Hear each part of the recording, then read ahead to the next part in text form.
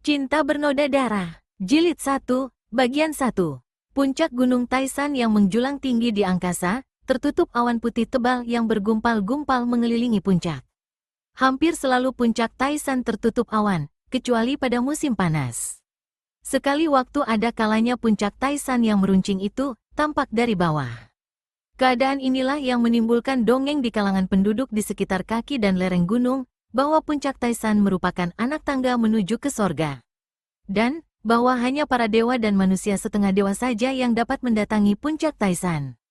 Dongeng atau kepercayaan tentang hal kedua ini tidaklah terlalu berlebihan, kalau diingat bahwa penduduk pegunungan amatlah tebal kepercayaannya akan para dewa yang menguasai seluruh permukaan bumi. Harus diingat pula akan keadaan puncak itu sendiri. Terlalu tinggi, terlalu sukar jalan mendaki puncak, terlalu dingin, sehingga manusia biasa tak mungkin akan dapat mendaki puncak. Terlalu banyak bahayanya, binatang buas, jalan yang amat licin, jurang-jurang yang curam, daerah-daerah yang mengeluarkan gas, dan hawa dingin yang membekukan darah dalam badan. Memang tak mungkin bagi manusia-manusia biasa, namun mungkin saja bagi manusia-manusia luar biasa, yaitu manusia-manusia yang memiliki kepandaian tinggi dan memiliki tubuh terlatih. Yang kuat menghadapi semua tekanan, kuat pula mengatasi semua rintangan. Betapapun juga, puncak Taisan tetap jarang sekali dikunjungi orang pandai. Karena selain perjalanan itu amat berbahaya, juga tanpa keperluan yang amat penting, apakah yang dicari di tempat sunyi itu? Pagi hari itu amat cerah. Awan putih yang berkelompok di sekitar puncak tampak berkilauan seperti perak digosok. Matahari membobol benteng Halimun lembab, mencairkan segala kebekuan dan menghias ujung-ujung daun dengan mutiara-mutiara air embun berkilauan, seperti hiasan anting-anting pada telinga darah jelita. Burung-burung berkicau menyambut hari yang amat indah itu, dan segala yang berada di permukaan bumi seakan bergembira ria. Apakah gerangan yang menyebabkan suasana gembira dan indah ini? Tidak mengherankan, musim semi tiba. Pagi hari itu adalah permulaan dari tahun yang baru. Musim yang tepat sekali untuk memulai segala sesuatu dengan awalan-awalan yang sama sekali baru. Buang yang lama-lama dan yang buruk-buruk, mulai dengan yang baru-baru dan yang indah-indah. Setidaknya, demikianlah harapan dan renungan setiap insan pada setiap tahun baru. Semenjak pagi hari, para penduduk di sekitar kaki dan lereng gunung sudah sibuk berpesta, bergembira ria merayakan hari tahun baru. Pakaian-pakaian simpanan dikeluarkan dari peti pakaian, setahun sekali, menghias tubuh. Yang muda menghormat yang tua, yang muda minta maaf, yang tua memaafkan. Saling memaafkan, gembira tertawa, hilang dengki, lenyap benci. Alangkah indahnya dunia, alangkah nikmatnya hidup. Serombongan orang bergerak cepat mendaki puncak Taisan. Amat cepat gerak-geriknya, amat ringan langkah kakinya. Kalau saja para penduduk tidak sedang bersukaria dan sempat menyaksikan gerak-gerik 5 orang yang bagaikan serombongan kera besar melompat ke sana kemari, menyelinap di antara batu-batu besar dan pohon-pohon mendaki puncak, tentu akan makin tebal kepercayaan mereka. Bahwa inilah serombongan dewa atau manusia setengah dewa yang mendaki puncak itu, untuk bertahun baru di sana. Rombongan itu adalah para Tosu dari Kunlun Pai. Termasuk tokoh-tokoh tingkat 2 dan 3 di Kunlun Pai, maka tidaklah mengherankan apabila mereka berlima sepandai itu mendaki puncak Taisan. Tiba-tiba pemimpin rombongan, Angkun Tojin, mengangkat tangan memberi isyarat. Dan, seketika 5 orang itu berhenti. Diam tak bergerak seperti patung-patung dewa penghias gunung. Mereka semua telah mendengar suara yang halus itu. Suara nyanyian yang halus seperti bisikan angin lalu, bercampur dan menyelinap di antara desir angin mempermainkan daun dan dendang anak sungai di dasar jurang. Namun kata-katanya jelas dapat tertangkap pendengaran telinga-telinga yang terlatih itu. Segala sesuatu yang menimpa diri pribadi adalah akibat daripada pikiran sendiri. Pikiran kotor yang mendorong ucapan dan perbuatan, selalu diikuti sakit dan penderitaan, seperti roda kereta mengikuti jejak sapi penariknya. Pikiran bersih yang mendorong ucapan dan perbuatan, selalu diikuti kepuasan dan kebahagiaan, seperti bayangan yang tak pernah berpisah daripadanya. Ang Tojin melambaikan tangan, dan 5 orang Tosu itu melanjutkan perjalanan mereka. Di wajah-wajah tua itu timbul semangat baru, timbul harapan dan kegembiraan. Towa Suheng atau kakak seperguruan pertama, apakah itu suara beliau? Tanya Tosu termuda, usianya belum 50 tahun, bertahi lalat di ujung hidung. Angkun Tojin menyuruh adik seperguruan termuda itu diam. Mereka melanjutkan pendakian dan tak seorang pun berani bertanya lagi. Sambil mempergunakan ginkang atau ilmu meringankan tubuh yang khas Kunlun Pai, yaitu ilmu lari cepat Teng Peng Tou Sui atau injak rumput seperti air. Langkah kaki mereka dalam berlarian itu pendek-pendek namun cepat. Dan ginkang mereka begitu hebat, sehingga seakan-akan rumput yang terinjak kaki mereka tak sempat rebah, saking cepatnya kaki yang bergerak. Sementara itu, suara nyanyian terdengar terus. Halus, lembut menusuk anak telinga. Dia menyiksaku, dia memukulku, dia mengalahkan aku, dia merampokku. Pikiran seperti ini menimbulkan benci tiada habisnya. Memang pikiran ini berarti melenyapkan kebencian, karena benci takkan hapus oleh benci pula, melainkan musnah oleh kasih. Angkun Tojin mengerutkan keningnya. Dia adalah seorang Tosu atau pendeta agama Tu yang dalam pengetahuannya tentang agama Tu. Juga sebagai orang kedua dari Kunlun Pai, dan seorang yang tekun mempelajari filsafat agama, ia mengenal kata-kata dalam nyanyian itu. Itulah pelajaran dari agama Buddha, merupakan bait-bait pertama daripada pelajaran dalam kitab Dhammapada. Ia pernah mendengar bahwa beliau adalah seorang yang menganut agama Tu, mengapa sekarang menyanyikan pelajaran berupa syair agama Buddha? Apakah bukan beliau yang bernyanyi itu? Seorang Wesio atau pendeta Buddha yang berada di puncak? Mudah-mudahan begitu, karena bagi Angkun Tojin, jauh lebih baik dan menimbulkan harapan apabila beliau itu seorang yang beragama Tu. Di pertengahan puncak, mereka berhenti lagi. Dengan penuh kekaguman, mereka memandang ke bawah. Awan putih berombak-ombak seperti lautan susu di bawah kaki mereka. Puncak-puncak gunung lain tersembul keluar seperti pulau-pulau runcing, atau seperti gunung-gunung kecil. Indah bukan main, mendatangkan rasa seakan-akan mereka telah berada di kahyangan, tempat tinggal para dewa dan makhluk halus. Bukan tempat manusia, menimbulkan kepercayaan bahwa mereka makin dekat dengan Tuhan.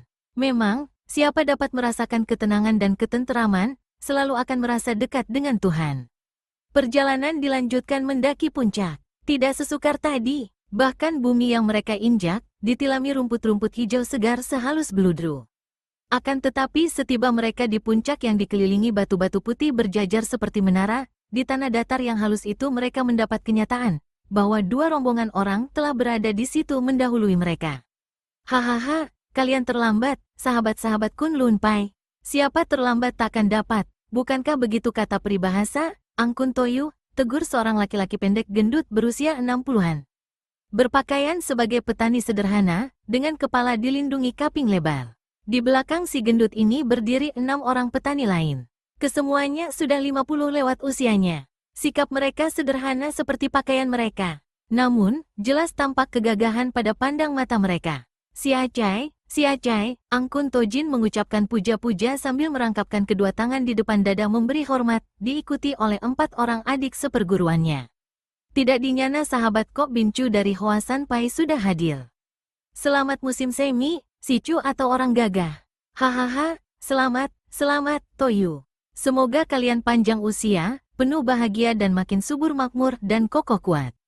Si gendut yang bernama Kok Bincu dan menjadi murid kepala Hoasan Pai itu, balas memberi hormat, diturut oleh 6 orang adik seperguruannya. Juga Pinto atau saya bersaudara menghaturkan selamat kepada Leng Lo Suhu dan para suhu dari Butong Pai, kata pula Angkun Tojin, sambil memberi hormat kepada rombongan kedua yang di sebelah kiri. Rombongan ini terdiri dari 4 orang Wesio berkepala gundul, yang bersikap pendiam dan dingin. Mereka dipimpin oleh seorang Wesio tua, usianya sekitar 70 tahun, bertubuh tinggi tegap dan kelihatan masih kuat. Jubahnya berwarna kuning, tanda bahwa dia adalah seorang Wesio yang sudah mencapai tingkat tinggi. Memang sesungguhnya, Leng Lo Wesio adalah murid kepala dan menjadi orang kedua dari Butong Pai. Selain ilmu silatnya amat tinggi, juga pengetahuannya tentang agama Buddha amat mendalam. Omitohut, Leng Lo Wesio cepat membalas penghormatan rombongan Kunlun Pai ini, diturut oleh 3 orang adik seperguruannya. Para saudara Toyu dari Kunlun Pai amat ramah. Semoga dilimpahi berkah oleh Sang Buddha. Murid kepala Hoasan Pai yang bertubuh pendek gendut itu adalah seorang tua yang gembira sikapnya, suka berkelakar, dan ia memandang dunia ini dari sudut yang menggembirakan. Berbeda dengan rombongan-rombongan Kunlun dan Butong, yang bersikap serius dan pendiam. Sehingga keadaan di situ menjadi kaku dan dingin. Mungkin hal ini adalah karena kedua golongan ini telah menjadi pendeta, sehingga mereka pun harus menyesuaikan sikap sebagaimana layaknya para pendeta, yaitu alim dan suci.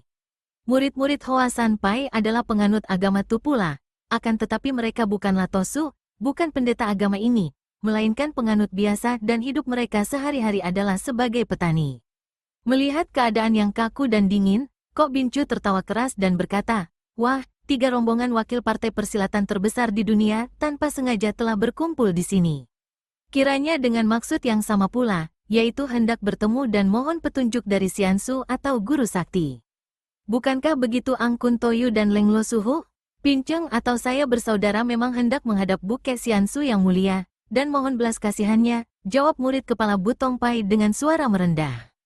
Sebagai seorang Wesio, tidak malu-malu untuk minta-minta.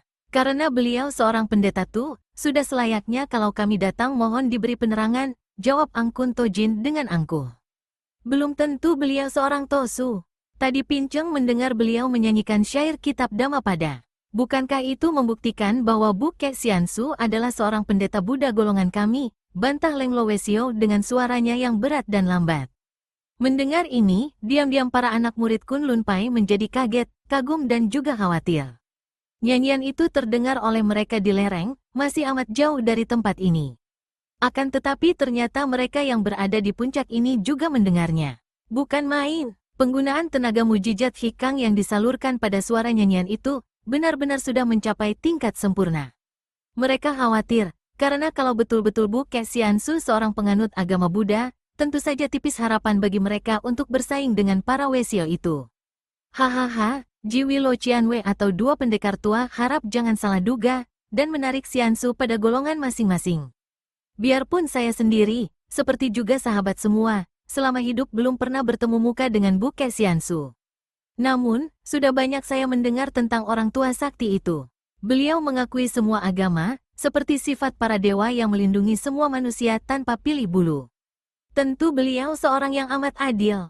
Dan, mengingat bahwa kami datang lebih dulu, yang pertama di tempat ini, sepatutnya kami yang mendapat perhatian lebih dulu. Siapa cepat dia dapat, bukan?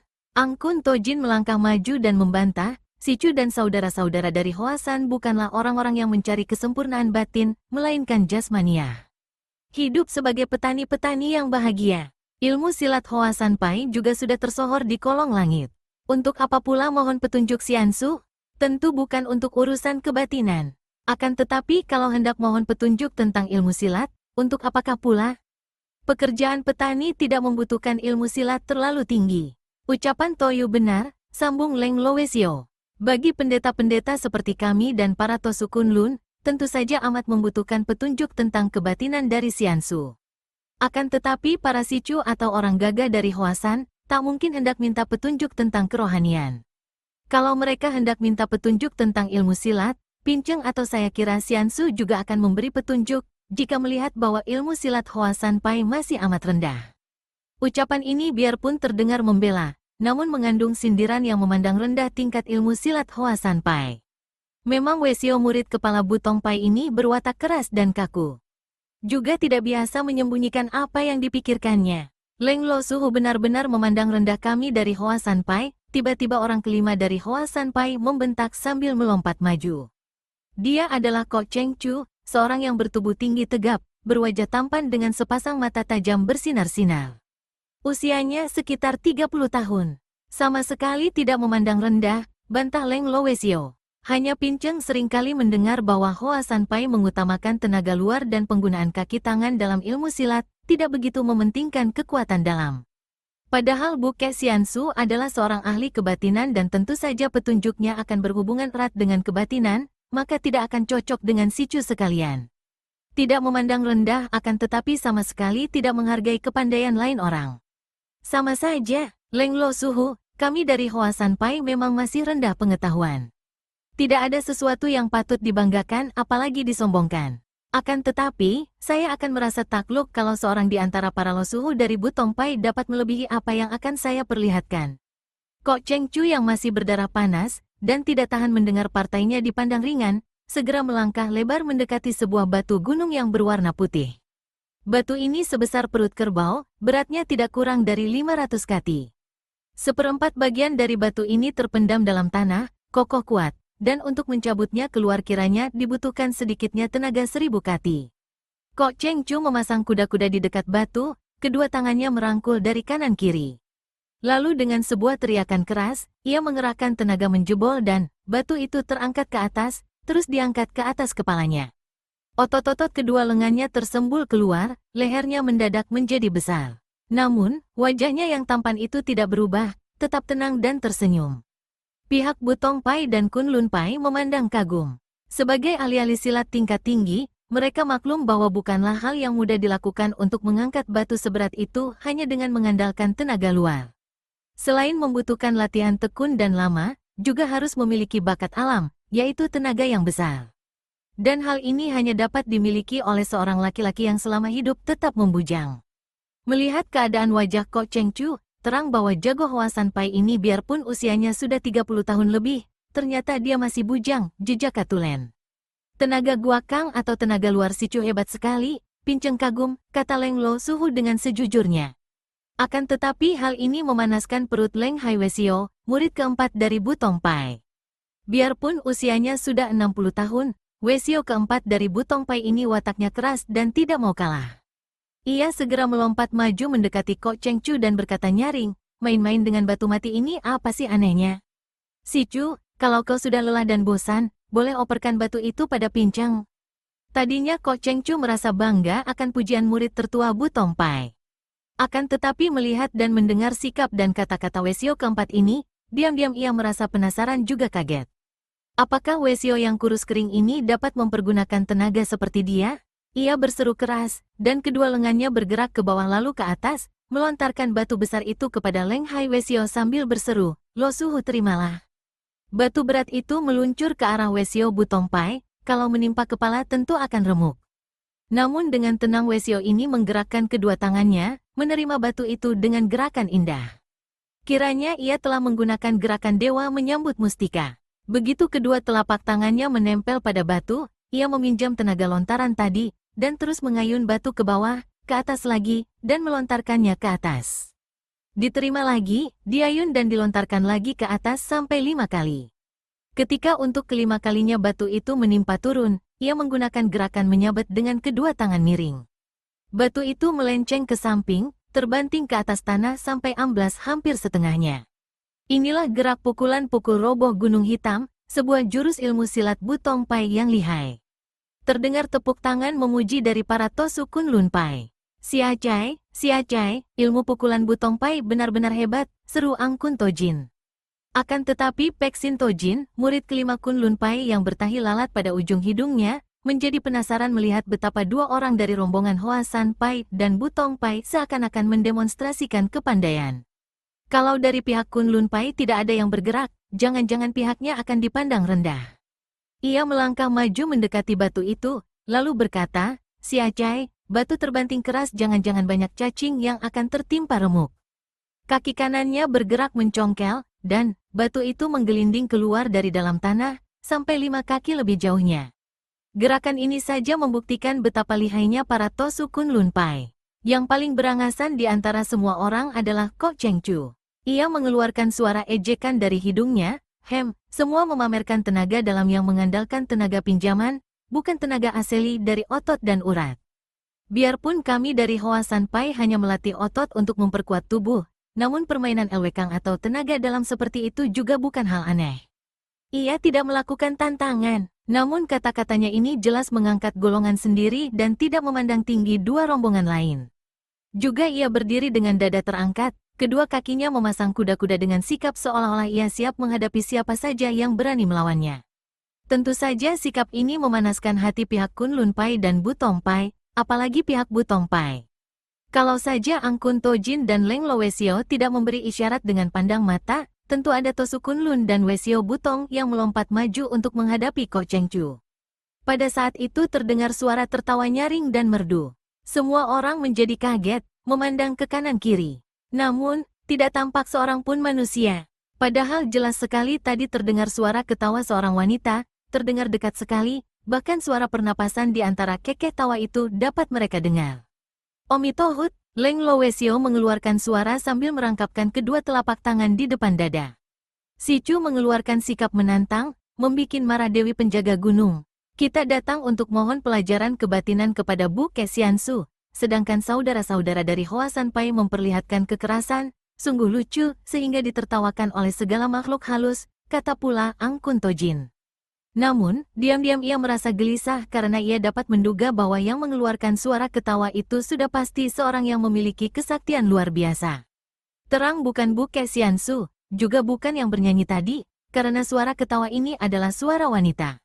Kami orang-orang Hoa Sanpai tidak takut terhadap segala siluman, Kok Cheng Chu berkata keras sambil melirik ke kanan-kiri. Sute, jangan bicara begitu, Kok Bin Chu mencela adik seperguruan yang berangasan itu.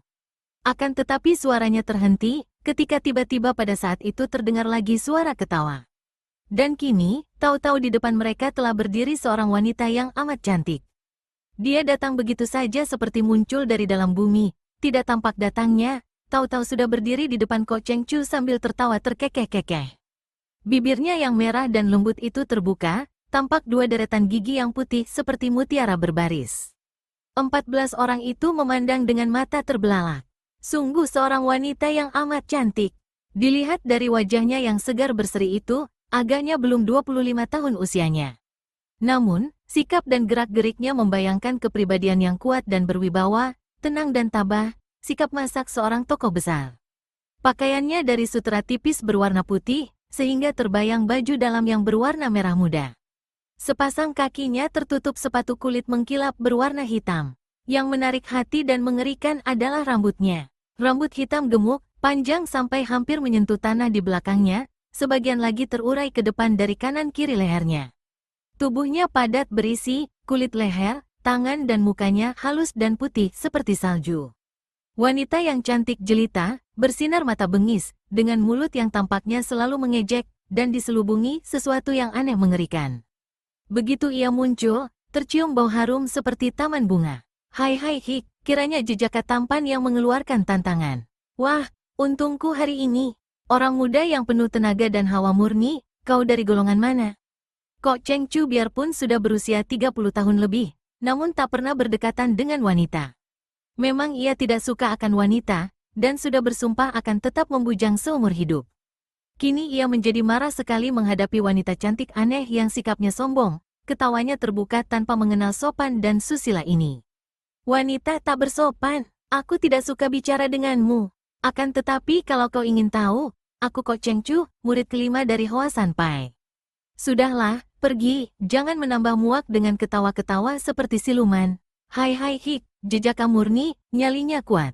Bagus, kebetulan sekali. Kok Cheng Chu, kulihat tadi kau mengangkat batu kecil ini, entah apa kau kuat menerima lemparan dariku. Tanpa menanti jawaban, wanita ini menggerakkan kepalanya, dan rambutnya yang indah dan panjang itu bergerak seperti hidup ke arah batu gunung putih di dekatnya, yang tadi dipakai main-main oleh orang-orang sakti itu. Begitu cepat gerakannya, dan tahu-tahu batu itu telah terlempar ke arah Kok Cheng Chu. Benar-benar membuat semua orang bengong terlongong. Bagaimana rambut indah panjang itu dapat dipergunakan untuk mengangkat dan melempar batu yang beratnya 500 kati lebih? Akan tetapi Kok Cheng Chu tidak sempat berheran. Melihat datangnya batu ke arah kepalanya, ia cepat menggerakkan kedua lengan, menangkap batu itu, dan mengerahkan tenaganya. Melemparkan batu itu kembali kepada wanita tadi sambil berseru membentak, siluman jahat, terimalah kembali. Lemparan Kok Cheng Chu dilakukan dengan pengerahan tenaga sepenuhnya, akan hebat sekali akibatnya kalau wanita itu tertimpa. Agaknya wanita aneh ini tidak mempedulikan datangnya batu, ia hanya mengangkat lengan kiri menangkis. Terdengar suara keras, dan batu itu terlempar ke kiri, pecah menjadi dua. Kejadian ini benar-benar membuat semua orang terkejut, dan sekaligus maklumlah mereka bahwa wanita ini ternyata memiliki kepandaian yang amat luar biasa. Juga Kok Cheng Chu sadar akan hal ini, namun penyesalannya terlambat. Sambil terkikik-kikik ketawa, wanita itu kembali menggerakkan kepalanya, dan kini rambutnya terurai meluncur ke depan. Dan di lain saat, kedua pergelangan lengan dan leher Kok Cheng Chu sudah terlibat rambut. Betapapun murid kelima dari Hoa Sanpai ini mengerahkan seluruh tenaganya untuk melepaskan diri, usahanya sia-sia. Seakan-akan seekor lalat yang berusaha melepaskan diri dari sarang laba-laba, meronta-ronta tanpa hasil. Malah rambut-rambut itu makin erat mengikat tangan dan mencekik leher. Hai hik, berontaklah, makin keras makin baik agar darahmu berjalan lebih kencang. Sambil terkekeh, wanita itu kembali menggerakkan kepalanya. Tubuh Kok Cheng Chu tersentak ke depan, berputar dan tak dapat dicegah lagi mendekati wanita itu. Tiba-tiba wajah wanita cantik itu menjadi beringas, matanya bersinar-sinar, mulutnya terbuka dan, cepat sekali mulutnya mendekati tengkuk leher Kok Cheng Chu, lalu menggigitnya, terus menghisap. Kok Cheng Chu mengeluarkan jerit mengerikan, mukanya menjadi pucat kehijauan dan beberapa detik kemudian, nyawanya telah melayang meninggalkan badannya. Siluman keji, Kok Bin Chu dan 3 orang adik seperguruannya bergerak maju menerjang wanita itu. Akan tetapi mereka terhuyung mundur, dan tubuh Kok Cheng Chu yang sudah dingin terlempar ke arah mereka, diiringi suara ketawa wanita itu. Melihat keadaan Kok Cheng Chu yang sudah menjadi mayat, Kok Bin Chu cepat menyambar dan memeluk adik termuda ini dengan penuh kesedihan. Adapun 3 orang adik seperguruannya yang lain berdiri dengan sikap siap, namun ragu-ragu untuk menerjang tanpa perintah Kok Bin Chu. Mereka maklum akan kelihayan wanita siluman ini, dan menjadi gentar juga. Cuh, terdengar suara orang meludah, dan Leng Hai, murid keempat Butong Pai menyumpah-nyumpah karena mukanya terkena ludah kental yang tak diketahui dari mana datangnya. Hohoha, Siang Mo Sin Ni jangan berpesta seorang diri. Suara laki-laki seperti tambur bobrok ini terdengar, dan sekaligus tampak orangnya. Seorang berpakaian pengemis, sudah tua dan bongkok, mukanya pucat seperti mayat. Rambutnya panjang sampai ke pundak, awut-awutan dan riap-riapan kotor. Mata kirinya buta, mata kanannya lebar membelalak. Pakaiannya kotor dan penuh tambalan, hanya sepasang sepatunya masih baru. Ia memegang sebatang tongkat butut, berdiri di situ dengan punggung agak bongkok. Dilihat sepintas lalu, ia hanya seorang pengemis kotor biasa saja. Malah seorang pengemis yang tidak normal, setengah gila. Hal itu tampak pada mukanya yang mengerikan. Apalagi mulutnya yang lebar dan selalu sedikit terbuka, memperlihatkan sebuah gigi besar, gigi yang hanya satu-satunya dalam mulut tua. Kembali ia meludah, cuh, ke kanan kiri. Menjijikkan sekali. Melihat ini, Leng Li Wesio marah. Orang tua jorok atau kotor, kaukah yang meludahi pinceng tadi? Hohohaha, aku memang suka meludah. Biasa meludahi anjing korengan dan kucing kudisan. Lebih suka lagi meludahi keledai gundul, cuh. Mukanya menghadap ke bawah, dan ia meludah ke bawah. Akan tetapi anehnya, 2 kali meludah, 2 kali muka Leng Hai Wesio yang berada di sebelah kanannya dalam jarak 3 meter itu terkena sambaran ludah kental yang sebagian memasuki lubang hidungnya. Entah bagaimana ludah itu bisa terbang menyeleweng dan miring. Kakek pengemis itu berjingkrak kegirangan, bertepuk-tepuk tangan sambil tertawa, hahoho. Bagus sekali, keledai Butong memang baik menjadi tempolong ludah. Jahanam hina, Leng Hai Wesio mana dapat menahan kesabarannya? Dengan kemarahan meluap-luap ia sudah mencabut pedangnya dan menerjang pengemis itu. Hohohaha, untung besar hari ini bisa meludahi mampus keledai Butong. Tiba-tiba terdengar suara keras, dan pedang di tangan Leng Hai Wesio sudah terlempar jauh, menimpa batu gunung dan patah menjadi 2. Kemudian kakek pengemis itu meludah terus, dan tiap kali meludah, Leng Hai Wesio berseru kesakitan.